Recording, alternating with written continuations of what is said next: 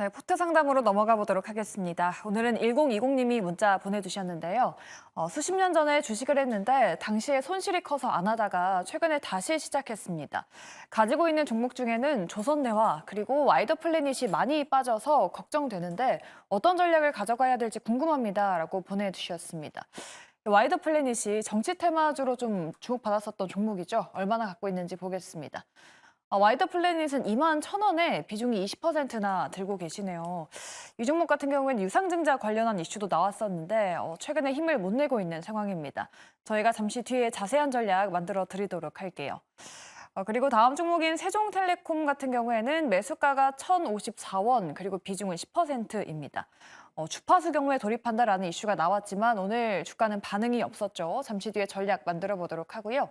이 조선내화 그리고 포스코 DX 같은 경우에는 로봇 쪽에서 협력한다라고 했었죠. 그런데 조선내화는 이런 이슈가 나왔음에도 불구하고 주가가 쭉 밀렸습니다. 21,900원의 매수가로 들어가셨는데 잠시 뒤에 또 전략 만들어 보도록 할게요.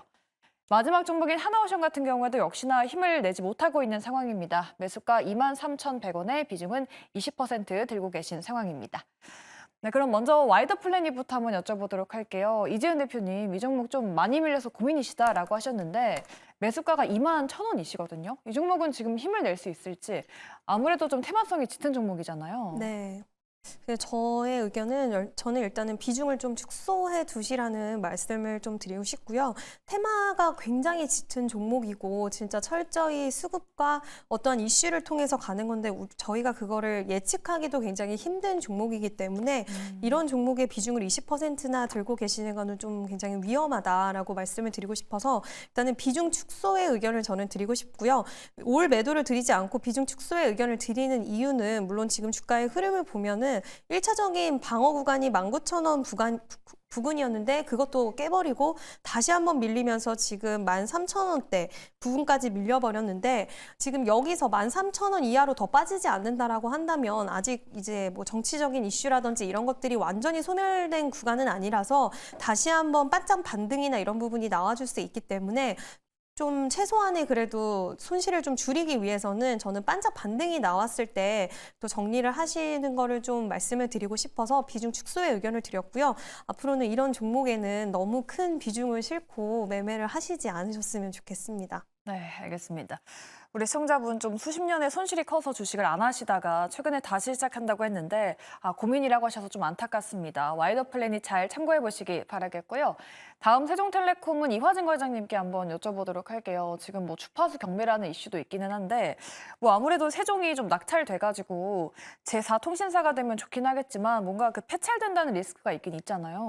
이 네, 종목은 좀 어떻게 대응해야 돼요? 네, 지금 한 10분 전에 이제 경매를 포기한다는 기사가 나왔고 지금 네. 시간으로 지금 하한가를 가고 있습니다. 어. 사실 뭐 내일 28GHz 주파수 경매를 이제 속게 한다는 얘기가 나오면서 오늘 시장에서는 조금 상승하는 흐름이 나왔었는데 결국에는 사실 뭐 세종텔레콤 자체가 지금 사실 실적으로 가고 있는 회사는 아닙니다. 결국에는 이 회사는 결국에는 이런 관련된 단기적인 이벤트에 대한 이슈가 있는 상황이고 사실 지금 내일 이런 이슈로 인해서 오늘 좀 하한가를 갔던 거는 어느 정도 이제 급락이 좀 예상이 되는 만큼 사실 좀 대응하기는 좀 쉽지는 않을 것으로 보이고는 있습니다. 워낙 이런 이슈들은 좀 단기적으로 좀 예민하게 거래량이 좀 많지 않은 종목이다 보니까 사실 내일 빠지더라도 접근하는 건 제가 봤을 때는 조심스럽게 좀 대응해야 되지 않을까 생각하고 있습니다.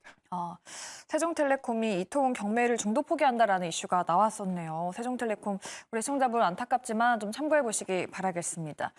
저희 다음으로 조선내화는 본부장님께 한번 여쭤보도록 할게요. 이게 로봇을 도입한다라는 이슈가 나왔는데도 주목을 좀 못 받았거든요. 근데 조선내화도 좀 많이 빠져서 고민이다라고 말씀하셨는데 좀 기다려 볼 만한 종목인지 아니면 종목 교체를 해야 될지 어떻게 보세요?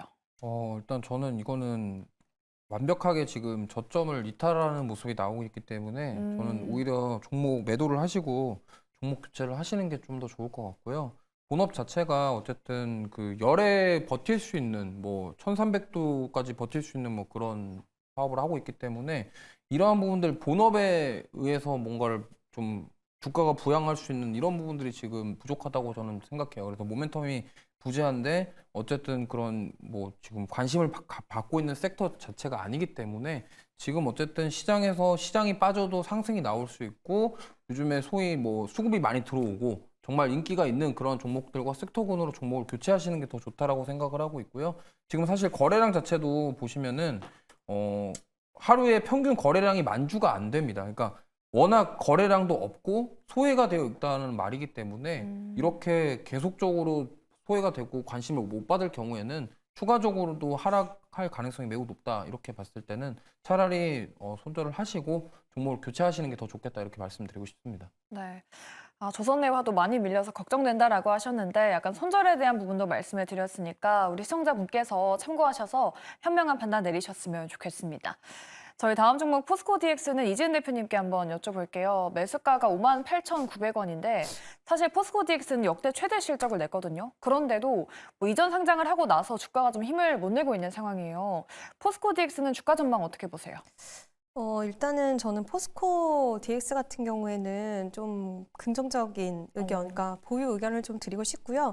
일단 매수가나 이런 부분들로 봤을 때도 지금은 좀 보유하셔도 나쁘지 않다라는 부분을 말씀을 드리고 싶고, 일단 뭐 포스코 그룹주들 전반적으로 지금 추세가 좋지 않은데도 불구하고 포스코 DX 같은 경우에는 일단 추세적으로 봤을 때는 살아있다라는 그런 모습을 좀 보이고 있어서 좀 다르게 보셔야 될 것 같아요. 주가의 방향성을. 그래서 일단 포스코 DX는 홀딩 하시고 일봉으로 봤을 때도 그렇고 주봉 월봉상으로 봤을 때도 크게 더 이상의 밀림 현상이 나오진 않을 거라고 좀 예측을 할 수 있기 때문에, 물론 한 가지 말씀드리고 싶은 것은 일단은 5만 원을 만약에 깬다 하면은 지금 막 그렇게 부담스러운 구간이 아니니까 일단은 좀 대피하시는 방법도 저는 일단 좀 안정권을 위해서 말씀을 드리고 싶지만, 제 개인적인 생각으로는 5만 원을 딱히 깨지는 않을 것 같아요. 그렇게 된다라고 한다면 보유하시고 가시다가 수익권에서 충분히 수익을 챙기고 나오실 수 있다라는 의견을 드리고 싶습니다.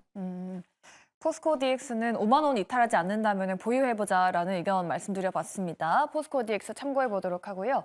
저희 다음 종목은 하나오션입니다. 어제 목표가 하향 리포트가 나오긴 했는데 뭐 상대적으로 수주 잔고가 여유롭다라는 의견도 있습니다. 과장님, 주가가 참 부진한데 사실 뭐 빅사이클에 대한 얘기가 많이 나왔었던 종목이잖아요. 그 얘기가 지금은 안 나오는 것 같은데 어떻게 좀 대응해봐야 될까요? 네, 결국에는 이제 유상증자까지 하고 최근에는 이제 옥포 관련된 이제 생산 중단 이슈가 계속 나오고는 있습니다. 물론 최근에 현대중공업도 실적이 서프라이즈가 나왔었고 지금 한 신조선가 지수가 한 181포인트까지 지금 올라간 것으로 보이고는 있는데, 결국에는 작년 대비해서 올해 수주 목표량들은 올 조선 3사들이 똑같이 이제 그런 흐름이 나올 거고, 결국에는 올해는 과연 기존에 있었던 이제 저성가에 대한 물량들이 이제 하나둘씩 나가는 흐름입니다. 물론 이제 인력 난으로 인해 가지고 그게 조금 지연되는 이슈가 있었기 때문에 다른 조선사들이 주가가 좀 안 좋았다는 측면이 있는데, 결국에는 그런 인력난이 어느 정도 해소가 되고 이제 본격적으로 고성가의 물량을 받았던 수주 물량들이 올해부터는 본격적으로 이제 인도 시점이 좀 나오는 물량이 있는데, 어느 정도 이 시기가 조금씩은 개선되는 모양새가 나온다라고 하게 되면은 특히 조선주들은 어느 정도 충분히 2026년, 27년까지는 실적으로 개선되는 좀 효과가 좀 나올 수 있지 않을까라고 생각을 하고 있습니다. 결국에는 작년 같은 경우는 있는 LNG선에 대한 수주 모멘텀이 굉장히 많았었더라면, 물론 올해 같은 경우는 지금 암모니아선, 물론 현대중공업이 한 12척, 그리고 하나오션과 이제 삼성중공업이 지금 2척 정도에 대한 수주 모멘텀이 있지만은 탱크선이나 이런 컨테이너선 같은 이런 다양한 이제 선정의 다변화가 좀 중요하지 않을까라고 생각을 하고 있고, 특히 하나오션 같은 경우는 최근에 잠수정에 관련돼서 특히 현대중공업과 본격적으로 경쟁에 계속 이기고 있습니다. 지금 폴란드와 결국에는 캐나다 쪽에 있는 잠수정 모멘텀이 그 수주를 받게 되면은 어느 정도 하나오션이 반등을 할 수 있는 좀 자리가 나오지 않을까라고 생각을 하고 있기 때문에 저는 좀 보유의 입장을 좀 말씀을 드리겠습니다. 하나오션 좀 많이 밀리고 있지만 그래도 반등에 대한 기회를 말씀해 주셨으니까 참고해 보시기 바라겠고요. 그럼 마지막으로 이조 본부장님께 한번 여쭤보도록 할게요. 조선내와 앞서서 뭐 손절에 대한 부분도 말씀해 주시긴 했는데, 그럼 만약에 이쪽을 비워낸다면은 이 부분에 어떤 섹터나 어떤 종목을 좀 채워 넣는 게 좋을까요? 아무래도 지금 잘 나가고 있는 AI 반도체 쪽으로 편입을 하시는 게 좀 좋을 것 같고요. 지금 시장에서 어떻게 뚜렷하게 주도하기보다는 아무래도 좀 수급이 많이 쏠리고 있고 집중되고 있는 그러한 섹터 반도체 종목들을 좀 편입해 보시는 게 좋을 것 같습니다. 네, 알겠습니다. 최근에 뭐 챗GPT, GPT 스토어에 관련된 이슈가 뜨겁잖아요. 관련해서 AI 반도체 쪽도 넣어보는 게 좋은 것 같다라고 대안까지 또 말씀해 주셨습니다. 이렇게 시청자분의 포트폴리오 상담 도와드렸고요. 나도 상담 받고 싶으시다 하시는 분들은 아래 나가고 있는 문자 그리고 이메일로 보내주시면 저희 전문가분들께서 시원한 상담 도와드리니까 많은 참여 부탁드리도록 하겠습니다. 네, 저희 오늘 세 분과 함께 했고요. 세 분은 여기서 보내드리도록 할게요. 세 분 오늘 말씀 고맙습니다.